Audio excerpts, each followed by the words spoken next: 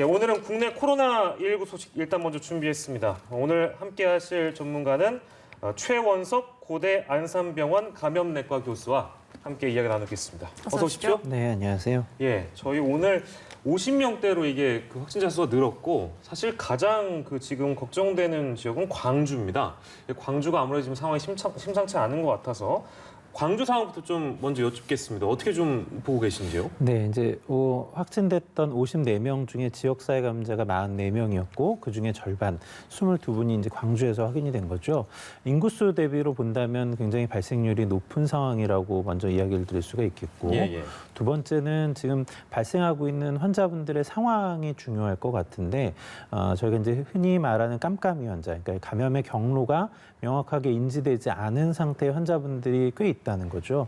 그건 이제 앞에 드러나 있는 환자 이외의 환자들도 그 뒤에 있다는 의미이기 때문에 의미를 갖게 될 것 같고요. 또 이제 발생하는 양상이 하나의 집단이 아니라 굉장히 여러 군데 집단에서 발생을 하고 있습니다. 그러면 아주 큰 규모로 하나가 생겨나는 것은 아닐 수 있겠지만 지역사회에 상당히 퍼져 있다라는 증거가 될 수 있거든요. 이제 그런 면에서 좀 걱정스럽고 무엇보다 가장 우려스러운 부분은 고령자이신 분들이 많아지고 있다는 것 점입니다. 저희가 모두 이미 잘 알고 있다시피 연세가 많은 분들은 감염이 되고 나면 사망에 이를 위험이 굉장히 높아지는데 이제 오늘은 뭐 추가 사망하신 분이 보고되지는 않았지만 고령이신 분들에서의 발병이 많아지면 앞으로 사망의 위험에 놓여 있는 분들이 많아질 거다라는 점 때문에 많이 걱정이 되는 상황입니다. 네, 단순히 신규 확진자 수가 많은 거를 떠나서 이제 발생하는 양상도 좀 걱정이 되는 부분이 많은데 이처럼 광주시가 이런 문제를 이제 심상치가 않자 전국에서 처음으로 사회적 거리두기 2단계로 격상을 했거든요. 지금 시기상 좀 적합한 결정이다라고 보시는지요? 네, 사실 정부가 처음에 발표했었던 뭐 1단계, 2단계, 3단계 기준보다는 좀 이른 감은 있죠. 그렇지만 상황으로 보면 이르지 않다고 생각합니다. 뭐 앞서서 정부에서도 이야기했던 것처럼 이전에 대구의 경험을 보면 굉장히 단기간 내에 환자 발생 수가 몇백 명으로 증폭하는 양상을 보였고 우리나라뿐만 아니라 다른 나라의 사례에서도 보면 앞 단계 초기에 적절한 통제가 이루어지지 못하면 굉장히 많은 수의 환자가 뒷단에 일어나게 되거든요. 그래서 지금의 상황이 22명이 어떻게 보면 적은 수처럼 느껴질 수도 있겠지만 결코 만만한 상황이 아니어서 2단계로의 향상이 상향이 필요한 상황이라고 봅니다. 그 광주 상황 좀 세부적으로 들어보면 이 확진자 3명이 결혼식에 참석을 했다고 해서요. 사실 이게 저희가 뭐 지역을 막론하고 이 결혼식이나 돌잔치 이런 데서 발생하는 어떤 감염의 우려 이런 것들은 이제 계속해서 지적을 해왔는데 물론 여기도 이제 뭐 곧바로 방역하고 뭐 소독하고 했다고는 합니다만 역시나 좀 걱정되는 그런 상황이라서 이건 어떻게 좀 보셨어요? 네, 뭐 결혼식, 돌잔치, 뭐 장례식 다 마찬가지인데 저희가 모임의 목적을 떠나서 다수가 모이는 상황이면 사실 다 위험해지죠. 게다가 이러한 곳에서는 음식물의 섭취가 되게 같이 일어나게 되고 음식을 먹게 되면 되게 마스크 착용은 이루어지기 어려운 상황이 되죠. 또 뭐 많은 식당처럼 칸막이가 되어 있거나 그러지 않은 경우도 많기 때문에 그러한 상황이라면 이런 결혼식장을 통한 감염의 확산 가능성은 얼마든지 있다고 생각하고요. 다만 이게 이제 뭐 일륜지대 사이고 완전히 안 할 수는 없는 것이니까 만약에 한다면 조금 규모를 좀 줄이고 가급적이면 식사를 하지 않는다거나 이러한 형태로 좀 새롭게 접근하는 방식이 좀 필요할 것 같습니다. 코로나19가 여러모로 우리의 행복한 일상을 좀 앗아갔다라는 생각이 드는데 대전의 상황도 짚어보겠습니다. 대전도 굉장히 심각한데 지금 대전에서는 이제 학교 내 감염 확산이 지금 우려가 되고 있는 상황입니다. 이번에는 대전 서구 느리울 초등학교에서 근무 중인 사회복무 요원이 확진 판정을 받았는데 지금 학생들은 다 기가가 된 상황인가요? 네, 그렇죠. 일단 확인이 된 환자분은 학생은 아니고 거기에서 근무하고 있던 사회복무 요원이었었고 노출의 우려가 있으니까 학생들은 모두 귀가시키고 접촉자의 범위를 정하여서 아마 검사를 넘어가는 상황이 될 것 같습니다.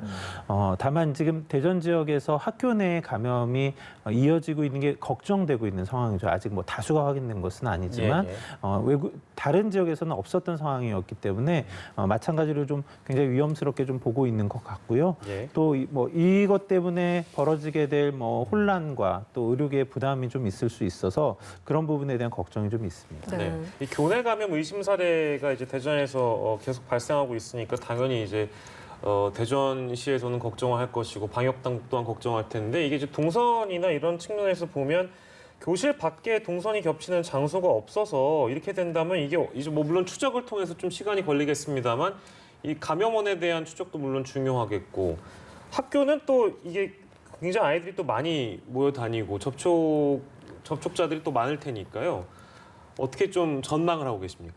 네, 이제 뭐 아이들은 감염이 그 안에서 퍼지지 않는다 이렇게 말씀하셨던 분도 있죠. 근데 사실 그렇지는 않을 겁니다. 예. 상대적으로 위험도가 좀 낮다. 감염의 전파 위험 그리고 걸렸을 때 중증도의 위험이 좀 낮다라는 것이지 예. 아이들 사이에 걸리지 않거나 전파되지 않는다는 것은 아닐 겁니다. 이번이 이제 그런 예가 될 것 같고요. 이제 역학조사가 진행이 되어야 어디가 더 위험한 곳이었는지 알게는 될 텐데 사실 이렇게 소규모로 발생했을 때는 역학조사로 어디가 노출원인지를 정확하게 알기가 좀 어렵습니다. 왜냐하면 네. 환자가 증상이 발생한 시점은 알 수 있겠지만 감염의 시점을 알기가 어렵거든요.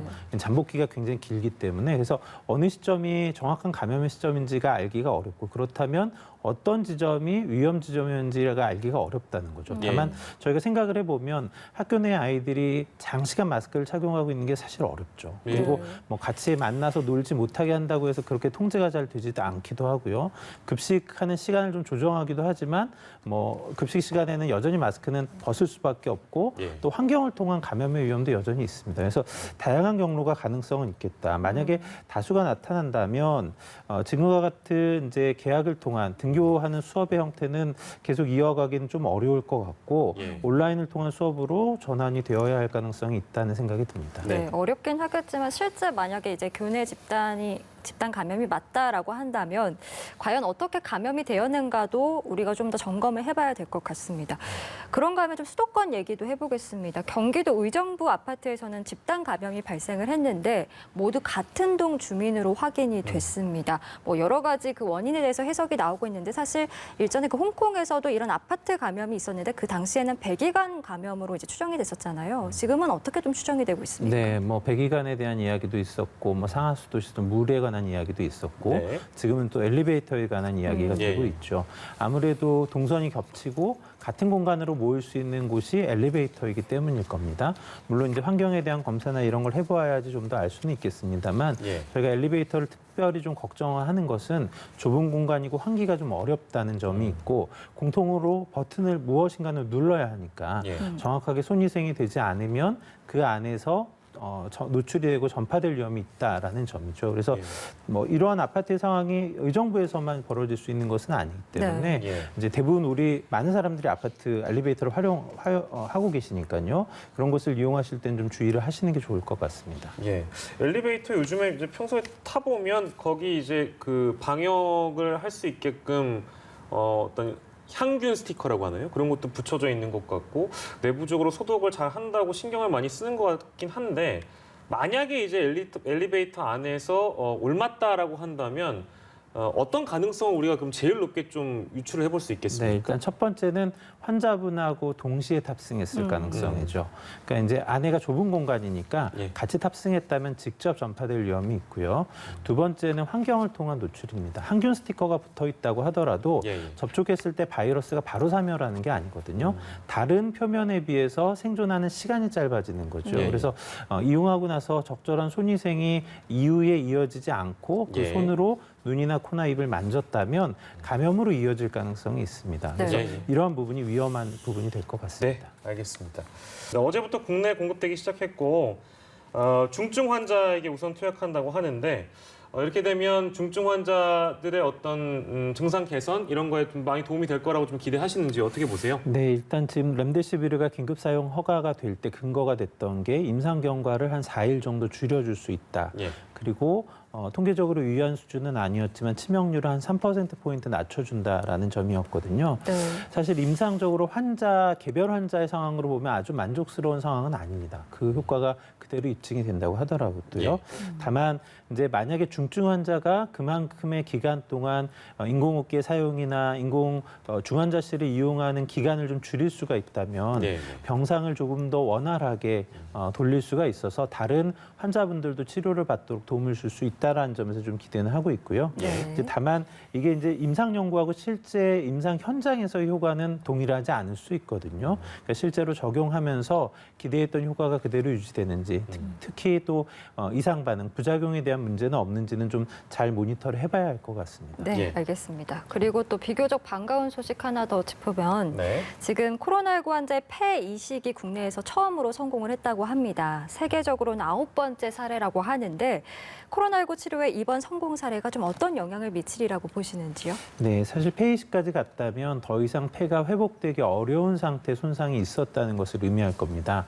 그러면 이식 말고는 이제 생명을 더 이상 연장하기 어려운 상황이셨을 텐데 다행히 이식이 되어서 성공적으로 이루어졌다는 건 굉장히 기쁜 소식입니다. 네. 이제 다만 이것으로 이제 너무 우려를 갖는 분이 또 있을까 봐 말씀을 드린다면 예, 예. 간혹 이제 이 코로나19를 경험하고 나서 이 지속적인 폐 손상이 이루어지고 모두가 이렇게 진행하는 것처럼 걱정하시는 분들이 있거든요. 네. 예. 그래서 뭐 폐 섬유화가 남는다든가 이렇게 걱정하시는 분이 있는데 그렇지는 않다는 것이고요. 예, 예. 또 이제 이렇게 진행한 경우라도 이제 우리의 의료의 기술로 이제 폐이식과 같은 형태로 극복할 수 있는 방안도 있다라는 점에서 이제 이 질환에 대한 지나친 우려나 또는 근거 없는 우려보다는 이제 조금 더 희망적인 부분에 생각을 좀 가져주셨으면 합니다. 예, 저희 감염내과 전문이시니까 어제 사실은 그 여쭤봤던 내용인데요, 다른 전문가분께. 근데 그 어제 뉴욕타임스 보도였나요? 이제 거기서 나왔던 내용 중에는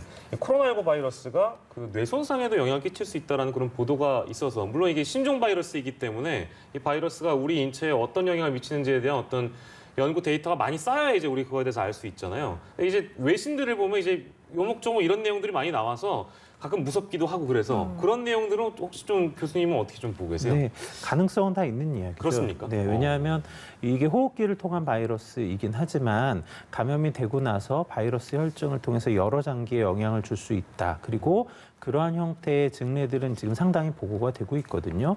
이 비슷한 형태의 인플루엔자 바이러스 같은 경우에도 감염이 되고 나서 뇌증이나 뇌염 같은 게 이어지는 사례가 있습니다. 그래서 예. 코로나19도 당연히 가능성은 있을 거고 또 예. 만성 질환이 급성으로 악화되는 형태로 뇌경색이나 뇌출혈과 같은 형태로 이어질 가능성도 있습니다. 네. 그래서 이제 저희가 코로나19나 이런 호흡기 질환, 이런 바이러스성 질환을 다룰 때 그 질환에 의한 직접적인 형태뿐만 아니라 이런 다양한 합병증이나 또 이상적인 중증의 사례들에 대해서도 관심을 가져야 하는 이유가 그런 데 있는 거죠. 네. 근데 이게 그 바이러스라는 게 사실은 이 신종 바이러스라 지금 저희가 이런 내용들을 여쭙지만 굳이 통계적으로 보고 지난 사례로 좀 우리가 좀 되새겨 보면 메르스도 있었고 여러 가지 바이러스들이 있었잖아요. 근데 그게 정확하게 우리 인체에 어떤 영향을 미친다라고 딱 결론을 내려지는 시기랄까요?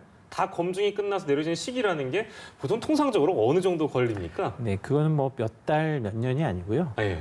굉장히 오랜 시간이 필요합니다. 네, 그러니까 연구에 들어가는 인력이나 시간뿐만 아니라 예. 많은 경험이 쌓여야 하는 것이거든요. 그리고 경험이 단시간 안에 나타나는 것뿐만 아니라 오랜 시간이 지나서 나타나는 후유증이나 합병증에 대한 부분들도 있기 때문에 예. 수년 동안 이것이 반복되면서 그런 지식이 좀 쌓여야지 우리가 제 모습을 다 알게 될 겁니다. 네네. 알겠습니다. 알겠습니다. 자, 오늘 말씀은 여기까지 듣도록 하고요. 지금까지 최완석 고대 안산병원 감염내과 교수와 함께했습니다. 고맙습니다. 고맙습니다. 네, 감사합니다.